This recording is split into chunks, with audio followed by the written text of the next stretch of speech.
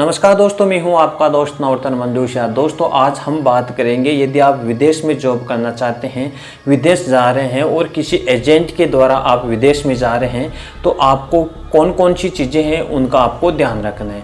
दोस्तों यदि आपको एजेंट आपको सैलरी बताता है तो उस सैलरी को आपकी डायरी में आपको लिखना है। जैसे मान लो कि आपका जो सैलरी आपकी सैलरी एजेंट ने बता दिया है कि 1600 प्लस 200 1800 की सैलरी बता दी है, और आप जैसे मान लो कि दोहा कतर जा रहे हो तो वहाँ पर जैसे 20-21 रुपये की रेट है, 2000 के हिसाब से 40,000 रुपये की आपकी सैलरी हो गई है।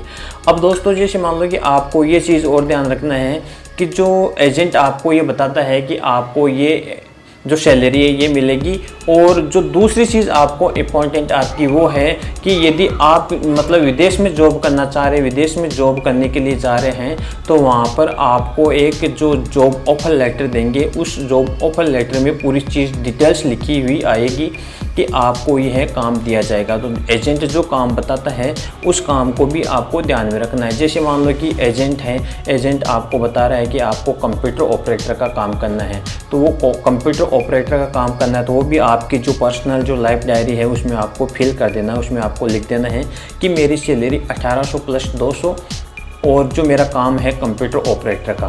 कंप्यूटर ऑपरेटर का आपका काम है, चाहे टाइल मेसन का हो, चाहे मेसन का हो, चाहे लेबर का हो, चाहे टाइम कीपर का हो, चाहे स्टोर कीपर का हो, जो काम आपको बताता है वो आपकी डायरी में सुरक्षित लिखा हुआ होना चाहिए, ताकि आप उनको कह सकें कि मैंने आपको कहा कि मुझे ये काम दिलाओ और आपने इस काम के लिए यस किया है और ये काम मुझे मिलना ही चाहिए।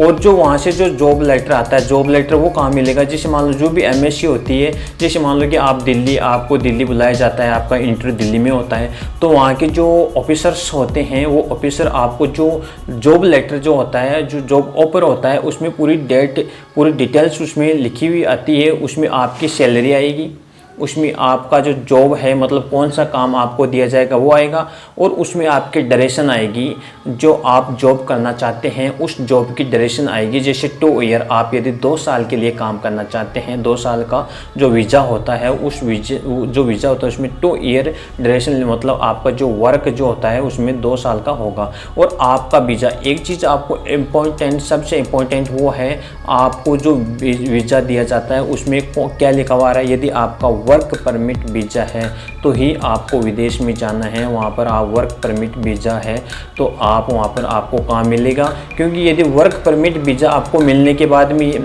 आप वहाँ जाते हैं और आपको काम नहीं दिया जाता है, आप वहाँ से आ जाते हैं, तो हम दावा ठोक सकते हैं। राजस्थान कोर्ट है, मतलब जिस स्टेट में है, दिल्ली कोर्ट है या सुप्रीम कोर्ट में भी हम उस कंपनी के ऊपर दावा ठोक सकते हैं कि हम जॉब करना चाहते थे इस कंट्री में, और इस कंट्री में जॉब करने के बाद करना चाहते थे, और हमारा जो जॉब लेटर ये है और इन्होंने हमें काम नहीं लगाया या सैलरी कम दी। क्योंकि जो जॉब लेटर होता है, जॉब लेटर के ऊपर लिखा हुआ होता है मतलब 2000 या 2000 जो प्लस है। या और एक चीज़ आपको मैं और बता देना चाहता हूँ, उसमें जो लिखी हुई डिटेल्स पूरी आएगी, सैलरी वगैरह। और उसके अलावा यदि कंपनी आपको खाना दे रहा है, कंपनी खाना दे रही है और ऑल टाइम दे रहे हैं, तो उसमें ये लिखा हुआ आएगा योर जॉब ड्यूरेशन 2 ईयर, और जो ड्यूरेशन 2 ईयर, और आपको ओवर टाइम मिलेगा। ओवर टाइम के अलावा आपको भोजन फूड, मतलब 2 ईयर जॉब और उसके बाद में ओवर टाइम प्लस फूड और जो सैलरी वो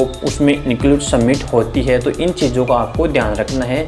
और यदि ये चीज़ें उसमें नहीं है तो आप वहाँ पर जो एजेंट है या डायरेक्ट जाते हैं, डायरेक्ट में तो कुछ भी दिक्कत नहीं रहती है, लेकिन आजकल जो एजेंट होते हैं, एजेंट के द्वारा आप वहाँ पर जा सकते हैं। अब एक चीज़ और मैं आपको बता देना चाहता हूँ, जो मतलब आपका एक मेडिकल होता है जयपुर में। यदि आप राजस्थान स्टेट से हैं तो हमारी जो कैपिटल जयपुर है, जयपुर में जो बड़े हॉस्पिटल होते हैं, गमका वगैरह जो भी है, तो वहाँ पर आपका जो मेडिकल होता है वो मेडिकल रिपोर्ट की आपको 2 कॉपी आपको लेनी है। मेडिकल रिपोर्ट, आपका मेडिकल एकदम फिट होना चाहिए, फिजिकल आपका फिट होना चाहिए, आपकी आइज़ है, आंखें हैं, आपके तेत हैं, मतलब हर चीज़ आपकी स्ट्रॉन्ग होनी चाहिए। आप में जो इम्यूनिटी पावर है वो भी स्ट्रॉन्ग होना चाहिए, क्योंकि जैसे हम गाँव में रहते हैं, शहरों में रहते हैं या घर में रहते हैं, तो वहाँ पर तो हम कार्य आराम से कर सकते हैं, कोई भी दिक्कत हो तो घर वाले हमारा ध्यान भी रखते हैं। लेकिन विदेश में जाने के बाद में पूरा सिस्टम बदल जाता है, वहाँ पर रहना, खाना पीना, सोना, हर सिस्टम पूरा हो जाता है। यदि आप विदेश में जा रहे हैं तो सबसे पहले आपके माइंड में ये होना चाहिए कि मैं विदेश में जा रहा हूँ, तो आपका जो इम्यूनिटी पावर, आपकी जो सोचने समझने की जो क्षमता होती है वो स्ट्रॉन्ग होनी चाहिए कि मैं विदेश में जा रहा हूँ तो मुझे ये काम करना है। आप विदेश में जा रहे हैं तो आपको घबराने की कोई ज़रूरी नहीं है, आप आराम से जा सकते हैं, आराम से अच्छा जॉब कर सकते हैं। और आपको एक चीज़ इंपॉर्टेंट मैं आपको और बता देना चाहता हूँ, यदि आप विदेश में जा रहे हैं तो हमें प्रेम भाव से वहाँ रहना है, हमें कोई झगड़ा वगैरह नहीं करना है, किसी से हमें कोई लड़ाई झगड़ा नहीं करना है, हमें प्यार से प्रेम से रहना। यदि हम प्यार प्रेम से रहेंगे तो हमारा जो काम है वो भी मजबूत होगा और हम आराम से वहाँ काम कर पाएंगे। क्योंकि यदि हम विदेश जा रहे हैं, गांव छोड़कर, घर छोड़कर जा रहे हैं, तो हमें वहाँ पर किसी से लड़ाई झगड़ा नहीं करना है। और सबसे इम्पोर्टेंट एक चीज़ और मैं बता देना चाहता हूँ दोस्तों, यदि आप विदेश में कमाई के लिए जा रहे हैं तो वहाँ पर आपको शराब का सेवन नहीं करना। यदि आप वहाँ पर शराब पिएंगे तो आप पैसे नहीं कमा पाओगे। आप विदेश में वहाँ पर काम करें, आपके बच्चे हैं, परिवार है, माता पिता, आपकी वाइफ है, आपके जो फैमिलीज है, आपके रिलेशंस वाले हैं, आप पर बहुत ज़्यादा विश्वास करते हैं कि हमारा बंदा है विदेश में काम कर रहा है। तो दोस्तों इन चीज़ों का आपको ध्यान रखना है। और विदेश आप जा रहे हैं तो किसी भी प्रकार की आपको समस्या, विदेश से जा रहे हैं वहाँ पर आपको कोई क्वेश्चन करना है तो मुझे कमेंट बॉक्स में ज़रूर करें। और दोस्तों मैं हूँ आपका दोस्त नवरत्न मंजूषा। यदि आप हमारे यूट्यूब चैनल पर नए हैं तो प्लीज़ हमारे यूट्यूब चैनल को सब्सक्राइब करें, शेयर करें और बेल आइकन को प्रेस करें ताकि आने वाले नोटिफिकेशन आपके सामने सुरक्षित पहुँच सके। जय हिंद, जय भारत।